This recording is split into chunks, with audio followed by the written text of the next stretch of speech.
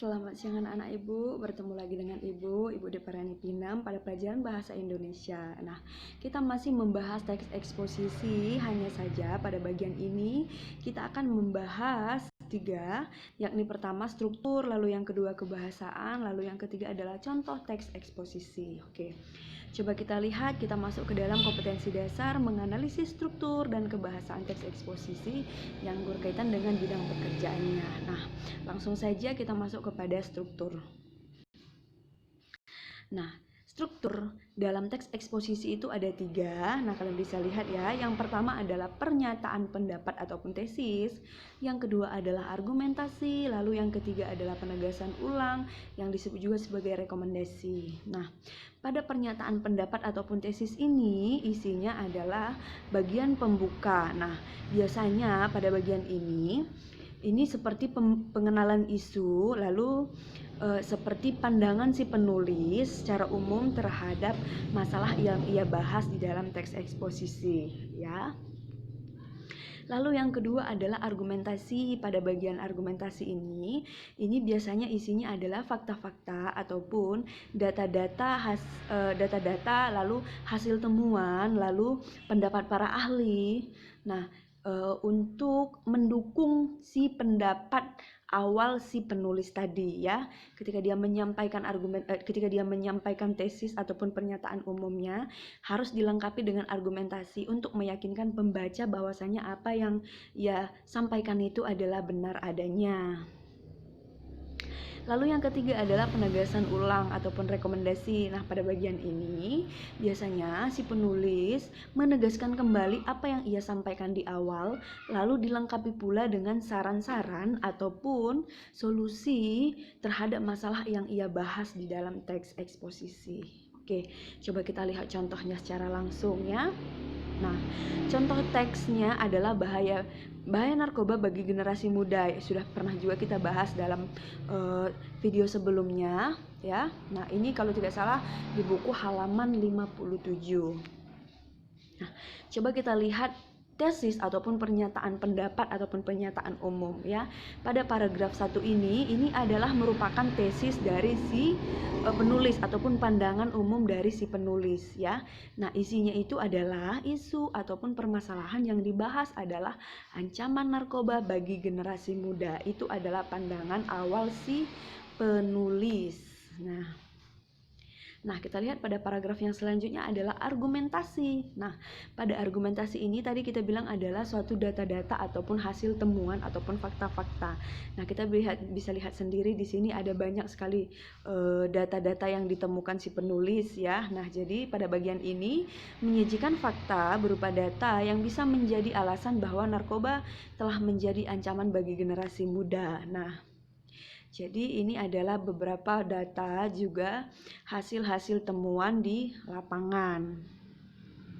Nah, paragraf selanjutnya juga masih merupakan argumentasi, ya. Agar semakin kuat pendapat si penulis, maka argumentasinya itu boleh semakin banyak, ya, semakin bagus, ya. Nah, pada bagian ini menyajikan fakta berupa data yang bisa menjadi alasan bahwa narkoba memiliki efek buruk yang sangat besar bagi nasib bangsa. Nah, ini juga merupakan argumentasi ataupun alasan logis yang bisa memperkuat pendapat awal si penulis. Oke, pada selanjutnya ini adalah rekomendasi ataupun penegasan ulang, ya. Pada bagian ini tadi kita bilang adalah ini seperti dia menegas kembali apa yang dia sampaikan di awal, lalu memberikan solusi-solusi ataupun rekomendasi ataupun saran terhadap masalah yang ia bahas. Menyajikan saran berupa solusi konkret terhadap permasalahan yang dibahas dan atau menegaskan kembali pernyataan di bagian tesis dengan kalimat yang berbeda. Nah, pada bagian ini si penulis menegaskan kembali apa yang dia sampaikan hanya saja dengan bahasa yang berbeda, lalu dia memberikan ada 3 solusi di sini. Dia memberikan 3 saran bagaimana cara agar kita bisa menjauhi diri dari bahaya narkoba, ya. Coba kita lihat ada garis merah di sini, ada tulisan merah, ya. Pertama, kedua, ketiga ini adalah beberapa solusi yang disampaikan oleh si penulis. Oke. Nah, Kebahasaan dalam teks eksposisi itu ada 4. Yang pertama adalah pronomina, yang kedua adalah kata leksikal, yang ketiga adalah konjungsi, lalu yang keempat adalah kata verbal. Kata verbal ini nanti ada terbagi 2, aktif transitif serta aktif intransitif. Nah, langsung saja yang pertama, pronomina ataupun kata ganti ya. Nah, jadi pronomina ini sering kita dengar sebagai kata ganti. Kata ganti itu ada 2. Yang pertama adalah pronomina persona, lalu yang kedua adalah pronomina non persona. Pronomina persona itu adalah kata ganti orang ya. Contohnya seperti ia, dia, Anda, kamu, saya, saudara. Nah, jadi masih banyak lagi ya. Biasanya si penulis di sini menyampaikannya ini kata ganti ini adalah pada bagian tesis mungkin ya. Nah, lalu yang kedua adalah kata ganti yang bukan orang. Nah, di sini ada juga contohnya, ini, itu, sini, situ, sana. Lalu apa, mana, siapa. Nah, seperti itu ya. Bisa juga sebagai kata ganti petunjuk. Tapi yang paling sering muncul di dalam eksposisi itu adalah kata ganti orang. Nah, yang kedua adalah kata leksikal ya. Nah, kata leksikal ini di sini ada 3 karena leksikal itu sebenarnya adalah kata ataupun morfem ya. Yang pertama adalah kata teknis ataupun istilah ya. Jadi di dalam teks eksposisi sering ditemukan beberapa istilah-istilah yang berkaitan dengan topik yang ia bahas. Nah, di sini ada contoh polusi ya, polusi pada judul pembangunan dan bencana lingkungan. Polusi dimaknai dengan pencemaran. Nah, jadi polusi ini adalah sebagai kata istilahnya ataupun kata teknisnya. Lalu yang kedua adalah adjektiva ataupun kata sifat. Nah, kata sifat juga sering muncul di dalam teks eksposisi. Ya, ini juga masih pada judul pembangunan dan bencana lingkungan. Serius ya, kata sifat serius yang bermakna bersungguh-sungguh, gawat, genting, bahaya, seperti itu. Jadi, kata sifat juga sering muncul di dalam teks eksposisi. Selanjutnya adalah afiksasi ataupun imbuhan. Di dalam teks eksposisi sering juga muncul pengimbuhan. Nah, coba kita lihat contohnya di sini. Kata imbuhannya adalah penipisan ya.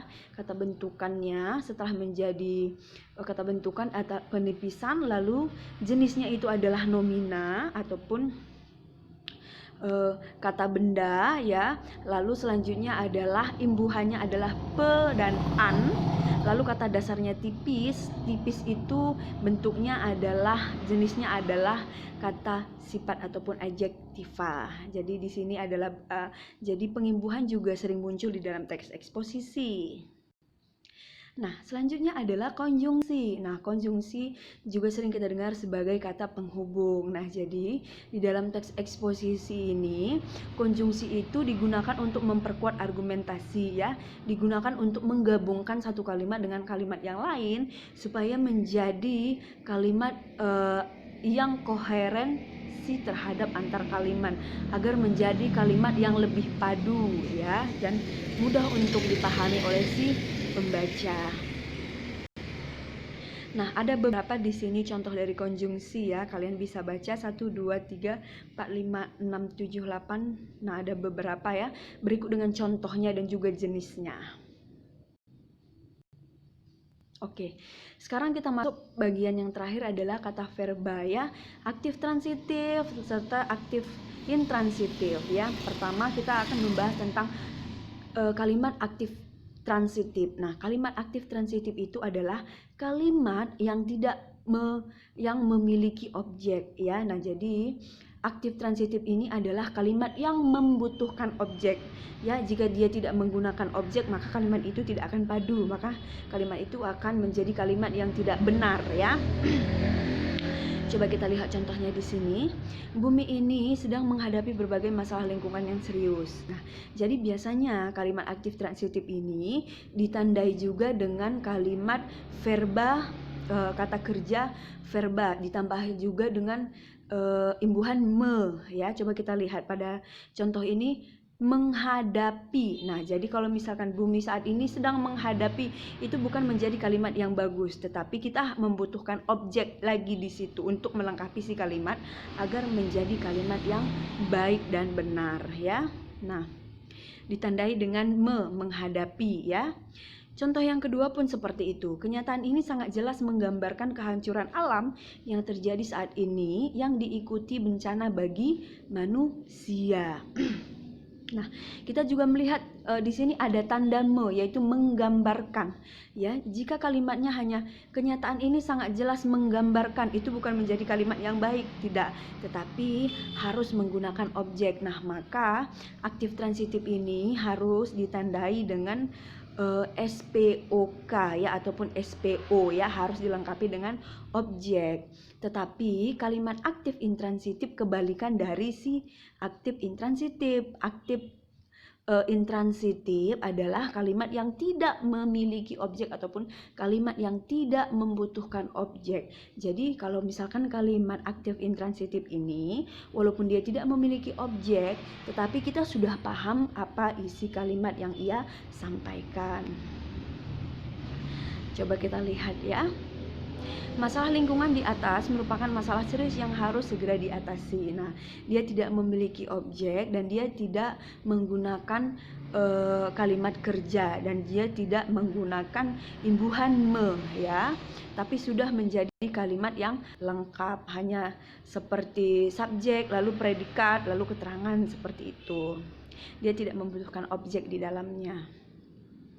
Nah, yang keempat juga kita lihat 6 masalah lingkungan yang utama tersebut adalah ledakan jumlah penduduk, penipisan sumber daya alam, perubahan iklim global, kepunahan tumbuhan dan hewan, kerusakan habitat alam, serta peningkatan polusi dan kemiskinan. Nah, ini juga sebuah kalimat yang kita pahami meskipun dia tidak lengkap SPOK-nya ya, dan lagi-lagi dia tidak ditandai dengan imbuhan me di situ. Nah, jadi inti dari kalimat verbal ini adalah jika kalimat aktif transitif itu harus menggunakan objek ataupun memang membutuhkan objek, tetapi kalimat aktif intransitif itu kalimat yang tidak membutuhkan objek. Oke.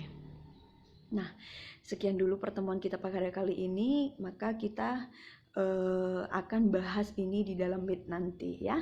Selamat siang.